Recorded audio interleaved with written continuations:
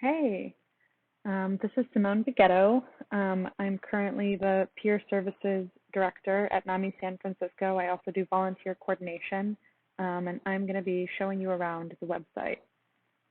Just some basic stuff. This especially helps when directing people to resources in whatever work you're doing, whether that be as a liaison or on the helpline or really anywhere else. Something to keep in mind is that the website's always evolving. And for instance, right now there's not a donation button, but tomorrow there'll probably be a donation button. So know that it's not static, but this should generally ring true for hopefully a year, if not more than that. So just to start, we've got our homepage here. And these are sort of the main calls to action that we've got. For the resource page, that's also lumped into this Call Our Helpline. All of our support groups are in Find a Support Group. Scheduling a presentation, that'll be here. And then this is the Cantonese language page, and this is the Spanish resource pages. So everything on these pages will be done in a pretty good translation because that's something that we've worked to do. People can also change the language up here. However, this is based on Google Translate, so it might not be as accurate as what we've put together in these guides. So just quickly, something helpful will be to find a support group. This comes up a lot on phone calls that I do for the helpline. Oftentimes, people will be sharing their stories, and I only have so long that I really allocate for helpline calls, so it's really helpful to be able to send them to a support group so that they can tell their stories more, hear other people's stories, and just feel in community with people. And luckily, we have tons. So there are mainly two categories for support groups. That is support for loved ones, families, and caregivers, and support groups for individuals living with mental health condition. This tab here is support for Black, Indigenous, and people of color.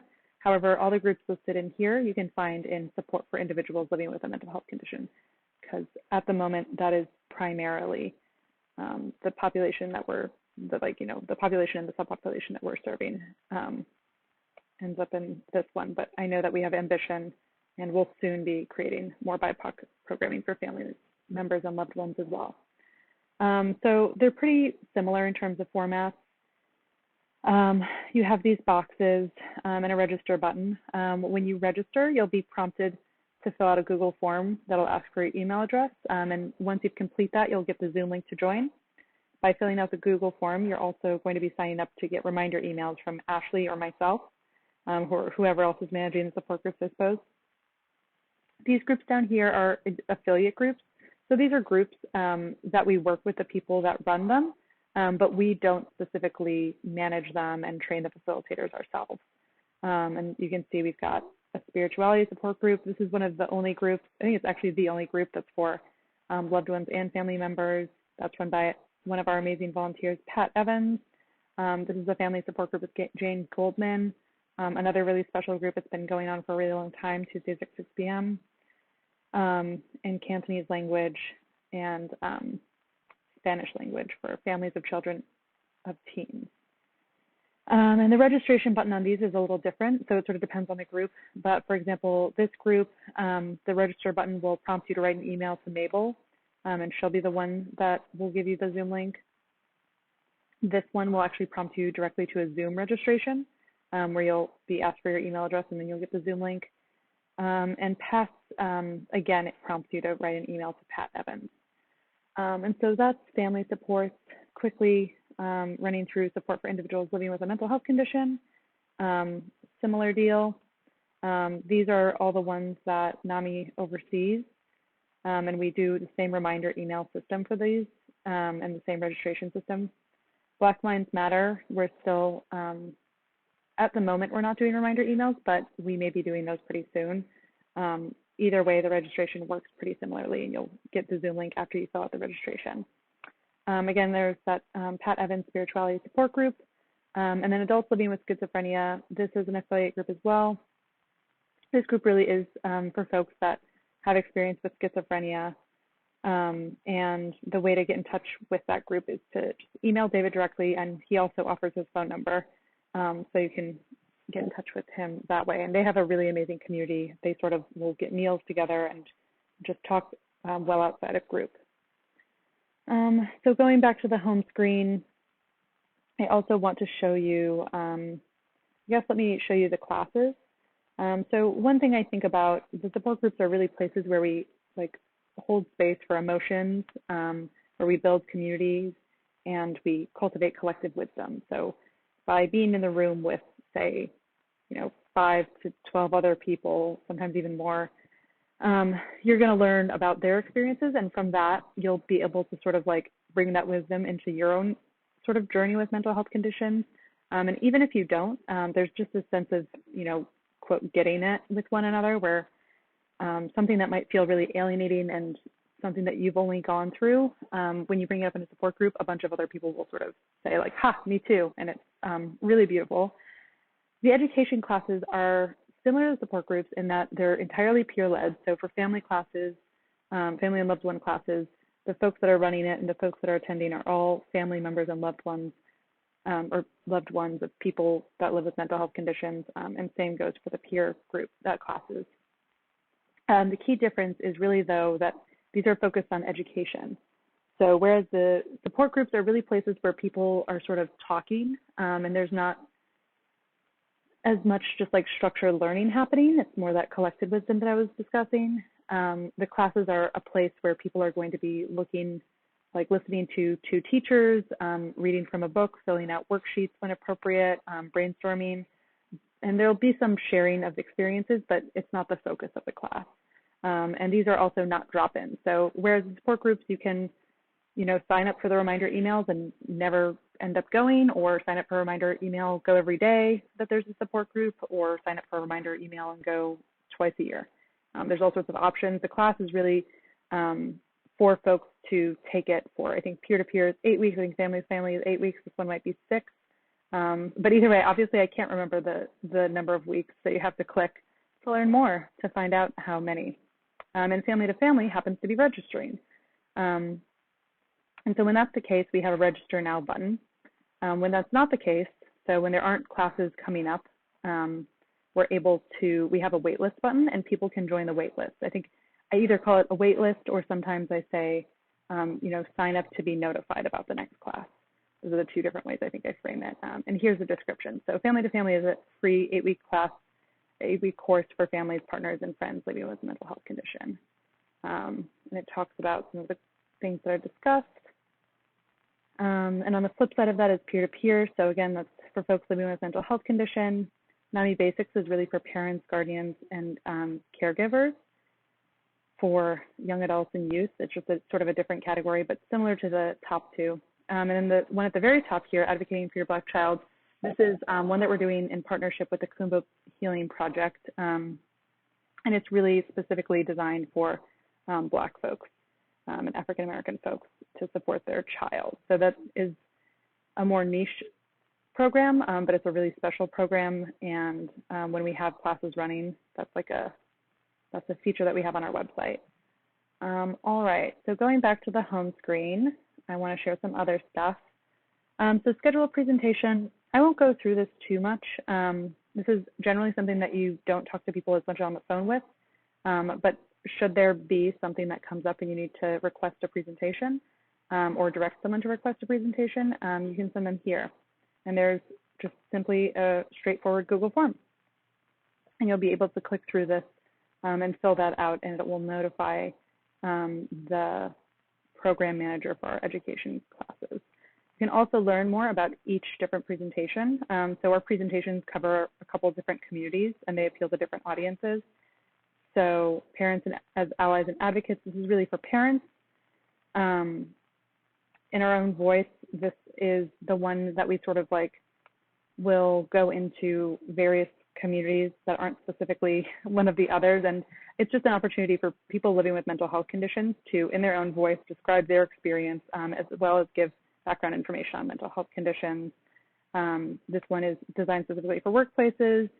Mental Health 101, Speaking Our Minds. This one is more customizable, so for specific communities, especially communities like BIPOC communities, churches, and things like that. This is just a more customizable one.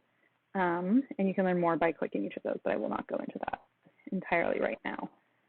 Going back to home, the next thing I really want to walk you through is our Helpline button. So the Helpline is, loud and proud. This is the number. You call it and you will end up with our Helpline, where you'll be directed to leave a voicemail and then talk to a volunteer. It's very definitely not a crisis line. So, suicide hotline, or there are hotlines. This is a warm line, so it's returned ideally like within 12 hours of leaving a voicemail. You'll get a call back from a volunteer who can walk you through getting you the right resource. It's really a launching point for either directing people towards some of these resources or to outside resources from our resource guide, which are right below. And there's also this handy navigation bar that you can click to get around this page, just to note. Hopefully I'll have more of those soon. So the resource guides, these are actual PDF documents, and I can open the SF resource guide. This is the one I most commonly use. And it just sort of shows you a bunch of different organizations and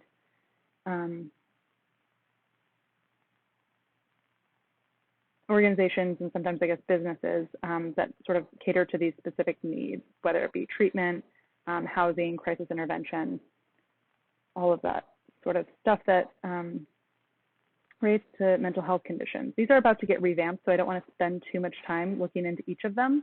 Diverse populations, this refers to the BIPOC community as well as LGBTQ specific resources and older aged resources, so folks that are on the older side of things. I need to work on my language. I don't remember exactly what the preferred word for that is.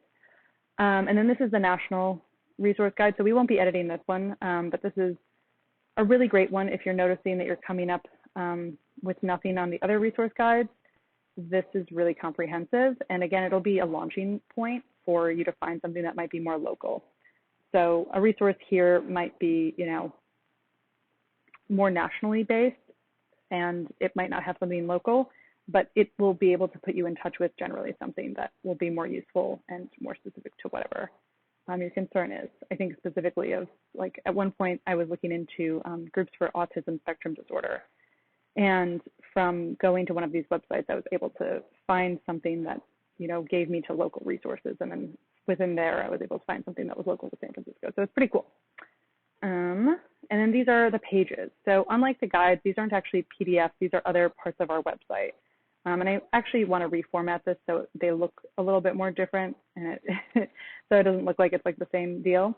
So for example, the Black and African American resource page, and we've got this handy dandy thing here.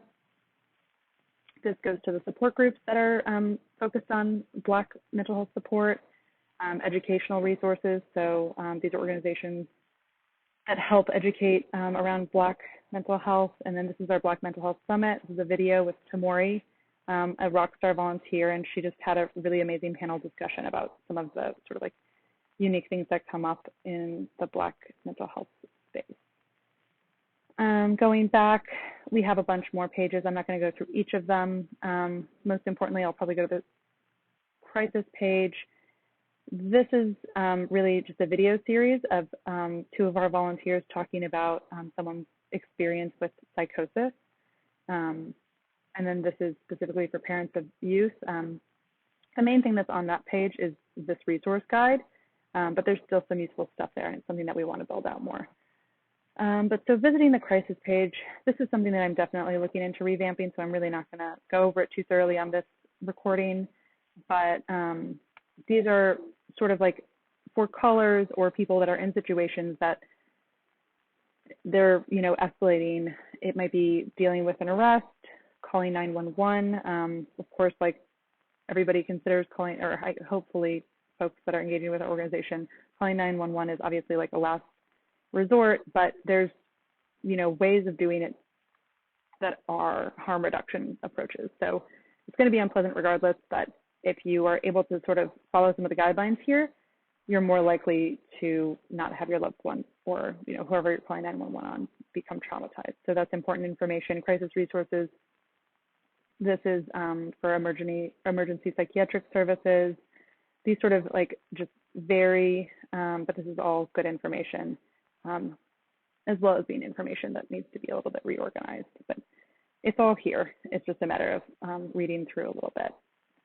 And then there's also finding the missing person. So sort of like there's databases and how to access that, and then, handling the arrest of a loved one.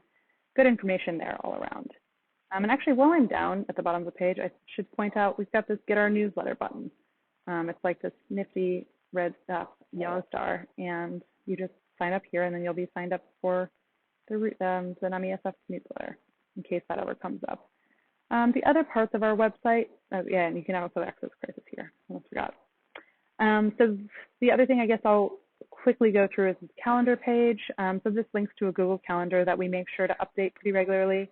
And it's just a place where you can all in one place look at what support groups we have offered, and if we have upcoming events, what those are. So this actually is an event that somehow got listed as busy, so I'm going to fix that. Still me learning, like there's a bit of a learning curve for me on this calendar. But for other things, this just sends you right to the registration link. So if someone were to go to the calendar page to get like a more zoomed out view of all of our programs, they would be able to register on the spot without visiting that page, which is another option. And then here we have upcoming events. So right now that's just Saturday strolls, but here you can see previous events that we had a workshop with Cynthia. We had an interfaith summit. That was awesome. We had this presentation from Rochelle, also awesome. Just some good stuff. And we even have some video recordings of some of those presentations. So that's pretty cool. And get involved. I mean, that is, it's pretty self-explanatory, and it usually doesn't come up in calls. So I won't go through any more of this, so I can sort of keep this video short, but I really hope that helps.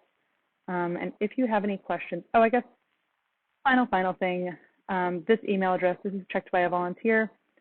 It is, just like a place where, again, it's like a launching point where, people can email their questions if they can't figure out who the right person to email is based on our website, which honestly, actually, now that I think about it, I would show you that. It's here, our team, and this you can learn more about each staff member and see their contact info. But so yeah, if they didn't know which person they needed to reach out to, they would reach out to info, and that volunteer just redirects that person to one of us, typically. So I hope that answers any main questions and makes navigating the NAMI San Francisco website easier. I hope that if you have any questions, you don't hesitate to reach out to me or any other staff members. Let me know how it goes or not, if this is like sometime in the distant future. All right, bye.